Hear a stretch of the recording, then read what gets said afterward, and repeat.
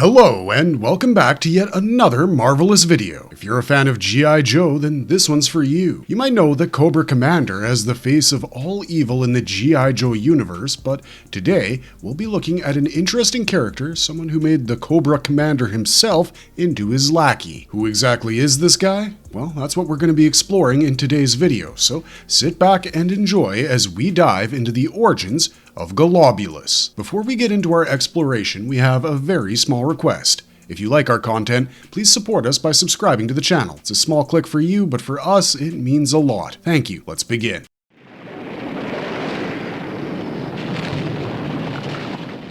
Who is Golobulus? Golobulus is the ruler of the ancient civilization that once ruled Earth, Cobra-La. This civilization, after retreating, went into hiding in the caves in the Himalayas. He's often referred to as the last in the line of the Serpent Kings. He's the mastermind behind everything that Cobra does in G.I. Joe, a kind of overarching antagonist, so to speak, and in the 1987 G.I. Joe film, he's the main villain. Cobra Commander is just one of his pawns. The character of Golobulus made his first appearance in the film in 1987, and Burgess Meredith voiced him. He ruled Cobra-La for around 40,000 years, and ever since the Ice Age, he kept it hidden under an ice dome. Golobulus was a glorious ruler who dominated the planet back then, but things didn't work out well for him. Because of the Ice Age, whatever his people built ended up being destroyed, and, in Golobulus's words, with this destruction, it was now the time of humans, or what he calls the barbarians. He expresses surprise at how they evolved. Soon, they gradually perfected a technology based on lifeless inorganic materials. According to him, their culture was a mockery compared to Cobra-La and its noble ways, and they looked at it as a threat to their existence, so they retreated from the world to ensure that they could preserve their noble ways and waited for a chance to take the Earth back. So a little bit about Cobra-La before we move on. The people basically came up with biotech that they used to enhance their bodies. Now, what this tech did was replace their existing body parts with more enhanced ones. You might assume from this that there are machines involved, but no, these replaced parts were made from other living beings. The idea behind this was that both these parts and the person are supposed to work together symbiotically to improve each other so that the result is greater than either of them separately. So, just like all the others from Cobra-La, Golobulus also used to be just a man once, but he ended up either enhancing or replacing so many parts of his body that the only thing that remained from his original body was the central nervous system and his brain. Pretty interesting, right? Anyways, he basically made himself immortal by doing this, but it came with a cost, and he paid for this with his humanity. He feels that he should live at all costs to ensure that his people will rise and become the dominant species on Earth. He has no fondness for Homo sapiens, he really hates him with all he's got, and he's someone who would also never let anything stop him from achieving his goals.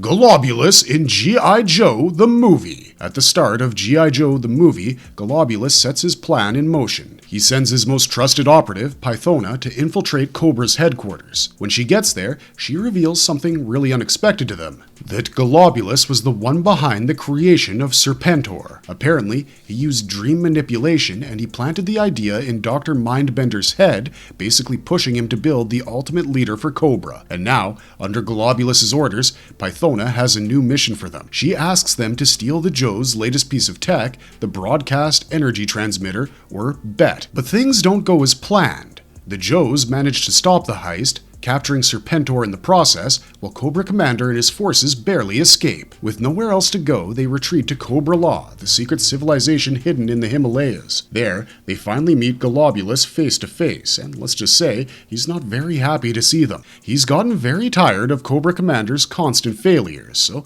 he has him arrested on the spot. Then he reveals the true history of Cobra-La, which we already discussed. Cobra-La stayed hidden, evolving in secret. Golobulus, however, never gave up on his dream of reclaiming the planet and destroying humanity. When he found a nobleman experimenting with biological weapons, he recruited him, molding him into Cobra Commander and tasking him with taking over the world. But, after failure after failure, Golobulus had had enough. That's when he used a psychic motivator on Dr. Mindbender, leading to the creation of Serpentor. With Serpentor now freed, thanks to Nemesis Enforcer, who did so with the help of the Dreadnoks and Pythona, Golobulus finally unveils his endgame to Cobra. His real plan is not just about beating the Joes, it's about wiping out humanity entirely. He has these mutative spores ready to be launched into space.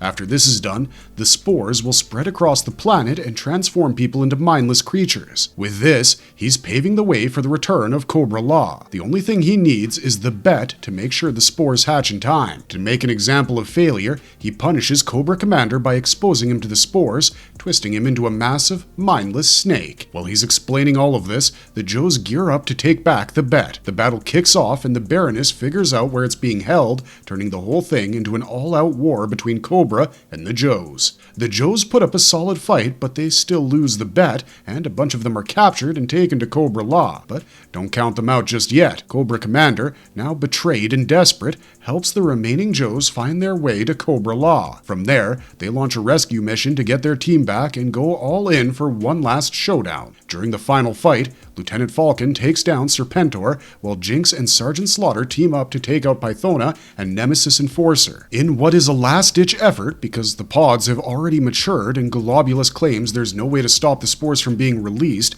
Lieutenant Falcon reconfigures the bet to try to destroy the spores before they can wreak havoc on the planet. This plan ends up working. The bet overloads and it wipes out the spores and sets off a chain reaction that destroys Cobra-La. Golobulus escapes from there as everything is crumbling around him, swearing to get revenge against the Joes for ruining all his plans. But what exactly happens to him after that? Well, nobody knows. Golobulus in comics. Golobulus shows up in the comic G.I. Joe vs. Transformers Black Horizon. In issue 1, we see Optimus Prime and General Hawk investigating Cobra-La as the Chaos Bringer is approaching the Earth. This story kicks off back in 1978 when the adventure team, led by Joe Colton, the original G.I. Joe, was on a mission in the Himalayas. With him were Chalk Paw and Atomic Man, but their mission took a deadly turn when a Chinese fighter plane attacked. Just when things looked grim, a fleet of strange organic aircraft swooped in with Bludgeon and Nemesis Enforcer. Chalk Paw recognized them instantly. It was the people of Cobra-La, but there was no escape from them. Bludgeon brutally killed Atomic Man, but before the others could meet the same fate, Pythona arrived with the Royal Guard, ordering that Colton and Chalk Paw be kept alive for a fate to be revealed later. Cut to the present day, General Hawk is haunted, his nights filled with nightmares ever since opening the Creation Matrix. He sees visions of an enraged god,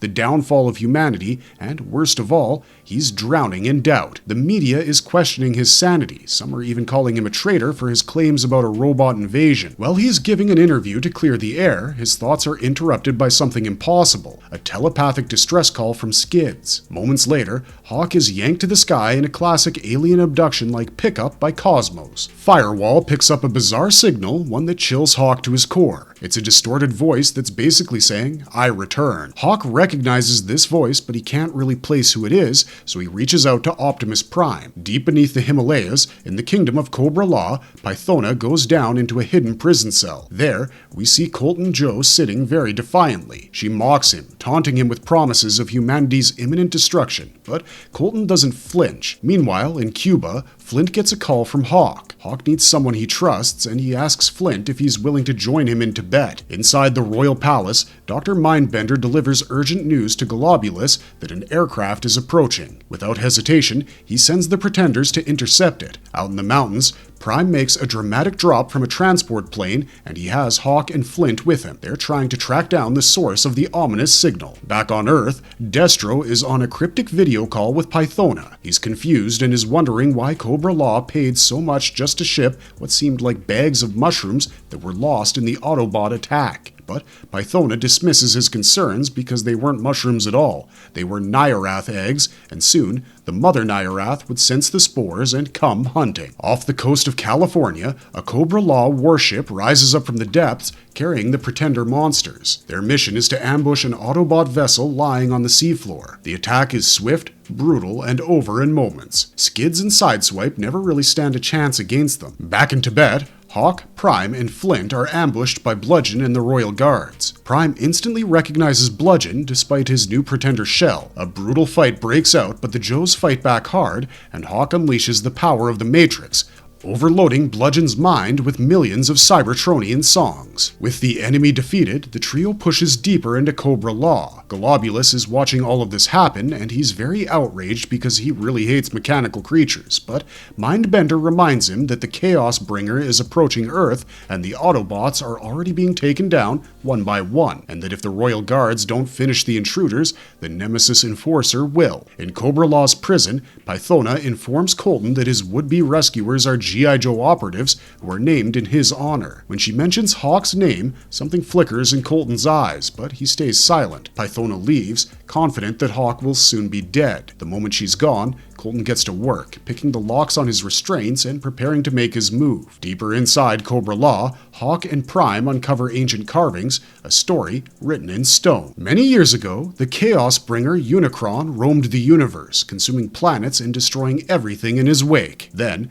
around 160,000 years ago, he had his sights set on Earth. Humanity stood no chance, but at the last minute, something unexpected happened. Cobra-La emerged from the shadows. Unlike the rest of humanity, they had mastered organic technology, creating a spore that would devour metal itself. They struck a bargain with Unicron. If he spared Earth, Cobra-La would exile itself, manipulating human civilization from afar. And when the time was right, when humanity had multiplied enough to be useful, they would summon him back. Flint, Hawk, and Prime are all stunned. Prime always thought that Unicron was just some legend, but now the truth was clear. The Chaos Bringer is actually real, and he's coming soon. But before they can react to this, a sudden attack happens, and organic tendrils lash out, overpowering Flint. The Royal Guards break through, with Bludgeon leading them. Hawk braces for a final stand, but just then, from the shadows, Joe Colton steps forward, free from his cell, and ready to lead them into the depths of Cobra-La. In Issue 2,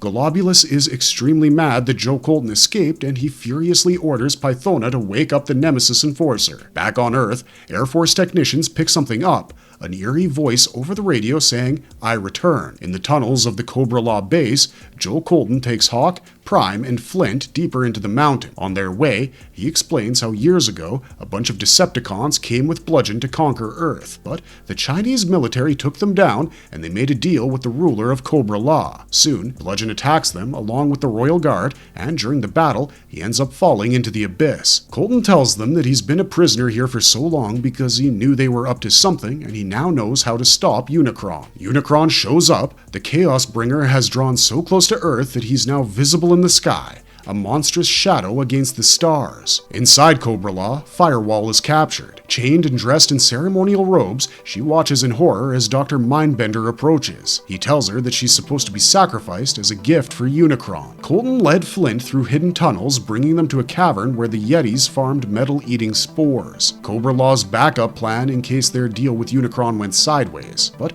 before they could act, the Yetis attacked. Colton held his own, but then, from above, Cosmos showed up, blasting the creatures aside. Inside Cobra-La, Flint and Colton carefully loaded the metal-eating spores onto Cosmos. They needed to get these things into Unicron's system before it was too late. As Cosmos took off, the Nemesis Enforcer spotted them and went in for the kill. Up in orbit, Flint and Cosmos got near Unicron, but just as they got near, things shifted and Unicron transformed into a huge robot. Back on Earth, Golobulus stood before his people, declaring that humanity's end was gonna happen soon. But just then, Optimus Prime bursts in. He went through Cobra-La's forces in his truck form before transforming, ready to fight. Golobulus wasn't fazed at all. He ordered his creatures to attack, and a massive beast tackles Prime to the ground. Inside Unicron, Flint and Cosmos navigated the nightmarish landscape of living metal. In the heart of Cobra-La, Colton fought with everything he had against the Nemesis Enforcer. Pythona watched, conflicted. When Colton pleaded with her, urging her to see reason, she hesitated. Was she really willing to let humanity be wiped out? Then, suddenly, she made her choice and stabbed the Nemesis Enforcer in the back, killing him. Unicron was fast approaching, and inside the Chaos Bringer, Flint threw the bag of spores and then fired. The explosion sent the spores into Unicron's systems. The effect was immediate. The monstrous god screamed as his brain began to dissolve from the inside out. Cosmos, struggling to stay in the air, regained control just in time to scoop Flint up and blast out of Unicron's collapsing body. The battle was over. Cobra-La had fallen. The survivors were taken into custody. Golobulus's plan had failed. Golobulus is also present in Cobra Commander Issue 1. Cobra Commander's lab is being attacked by an angry mob in Cobra-La. They don't like that the scientists there had brought a monstrosity into their city. The commander gives his team spores to attack the mob, and one ends up exploding in his own face. Soon, he's given a helmet to hide his face, and Pythona tells him that Golobulus has summoned him. Golobulus is the one who brought him to Cobra-La when he was just going around aimlessly. He doesn't like that the commander has been experimenting with what he refers to as the specimen and its tech. In Cobra-La, organic life matters more than anything, and with his experiments, the commander has put that at risk. Golobulus also lets him know that he's aware that the commander is the one responsible for leaking the information about the specimen to the public, leading to the riots. Golobulus also wants to personally execute him, but the commander refuses to die. Unleashing insect-like robots, he kills the royal guards and makes his case. Cobra-La is crumbling, its isolation leaving it weak and vulnerable, but with the right technology, they could become unstoppable. He convinces Golobulus to spare him for a special mission in the outside world. The commander returns to the lab where the specimen is revealed to be none other than Megatron. He wants to track and study all the secrets about the energy that fuels Megatron so that no power will be able to stop Golobulus's army. An army that he wants to lead. Golobulus sends an enforcer to keep an eye on the commander. By the end of issue number 5, Golobulus and Pythona are still recovering from the escape of Megatron. The very idea of something like that being loose in the world is enough to shake them, but when they step into the commander's secret laboratory, they uncover something even more disturbing. The creature wasn't just some rogue machine, it came from the stars.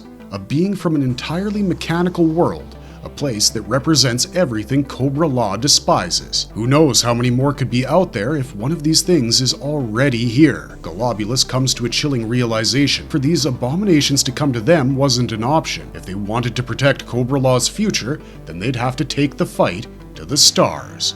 What does he look like? And what abilities does he have? Golobulus looks anything but ordinary. This guy is basically a bizarre fusion of man, creature, and something very otherworldly. Imagine a tall, bald-headed guy with no legs, just a massive coiling snake tail in place of his lower body. Well, that's what Golobulus is. His right eye? It's either covered or outright replaced by some kind of eerie living organism. And his body? It's basically armored in a thick chitinous plating, like the hardened shell of a giant crustacean. Leaves only his head untouched, but here's where it gets even weirder. His left arm isn't just cybernetic, it's also plant-based, merging organic life with biotechnology in a way that only Cobra-La can pull off. Most of the time though, you don't actually see his serpentine form slithering around. This is because he usually travels in a massive floating organic pod, its tendrils writhing as it carries him through the air. It's not just a mode of transport, it's more like an extension of him, like everything else in Cobra-La, where technology and living organisms blur together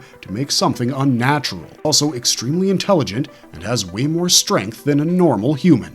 Marvelous verdict! With that, guys, we've come to the end of yet another marvelous video. I hope you had fun exploring the character of Golobulus with us, but what are your thoughts on him? Cobra Commander and Serpentor are the ones leading Cobra. It seems like this guy is the founder and the big bad of the universe. He's cooler than Cobra Commander. Would you like to see him in more stuff? If you had the opportunity to enhance yourself like he does and the rest of Cobra-La does, would you take it? What changes would you make, and what would you merge with? Let us know your thoughts in the comments section down below, and if you enjoyed watching this video, please remember to like, share, and subscribe to our channel for more marvelous videos. Thanks for watching, guys, and remember, knowing is half the battle.